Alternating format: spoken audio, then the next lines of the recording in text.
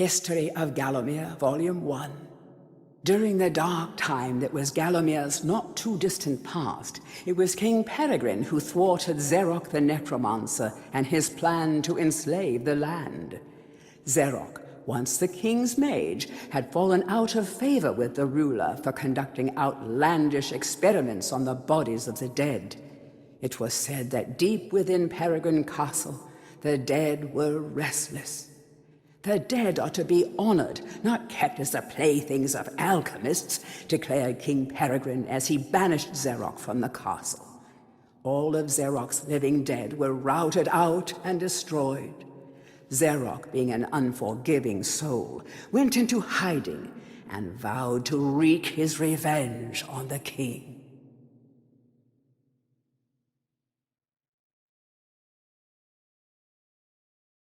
History of Gallowmere, Volume 2.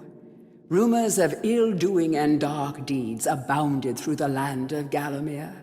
It was whispered that Zarok had employed the aid of shadowy demons to help build a vast castle. Under the cover of night, Zarok's dark army spilled forth from their corrupt haven. The army marched south across the Silver Mountains and through the Silver Woods.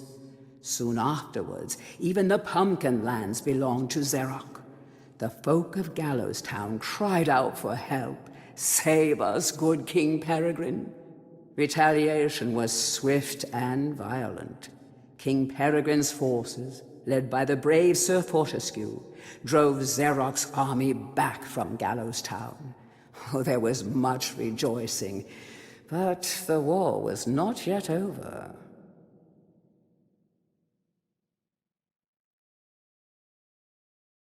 History of Gallowmere, Volume 3. News that Zarok's army had now taken the Floodlands caused much concern.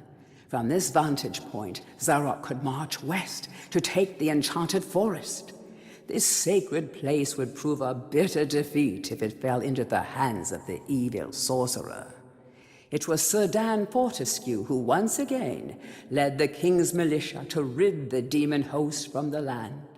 Yet the evil wizard was cunning and had prepared an ambush. Titanic battle ensued, of which history has never seen the like. It is said that the day would have gone to Zarok, but for the skill and valor of one man. Fortescue led the charge deep into the massed ranks of the undead, felling Zarok's bodyguard, the fearful Lord Kodok, and before finally succumbing to his own mortal wounds, slew the traitorous sorcerer with a mighty sweep of his sword.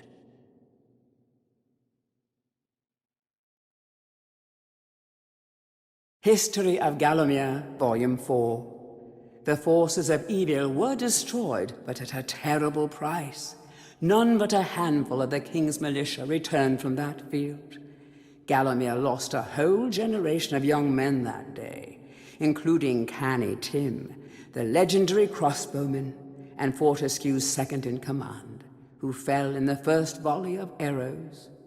Zarok's body was never found, though if it lies unmourned in an unmarked grave, then no one in Gallowmere would shed a tear. The shadow demons that had fallen under Zarok's banner were unnatural creatures that did not belong in the world of mortal men.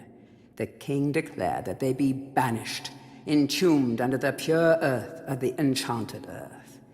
Imprisoned within an impregnable box of the king's design, the demons were buried deep underground. Their tomb was sealed with a magical device that has since come to be known as the Shadow Artifact.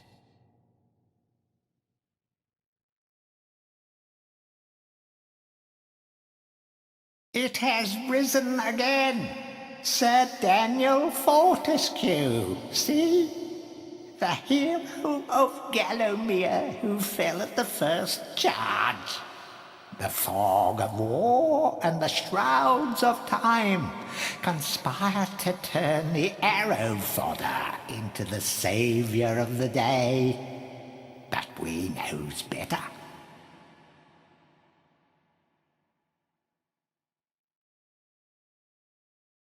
Now None shall enter. The shadow demons are entombed within, separated from the world of goodness and light until the earth cracks open. No one, not even the Dark Lord Zarek, can release them without the shadow artifact. Leave now, or share their doom.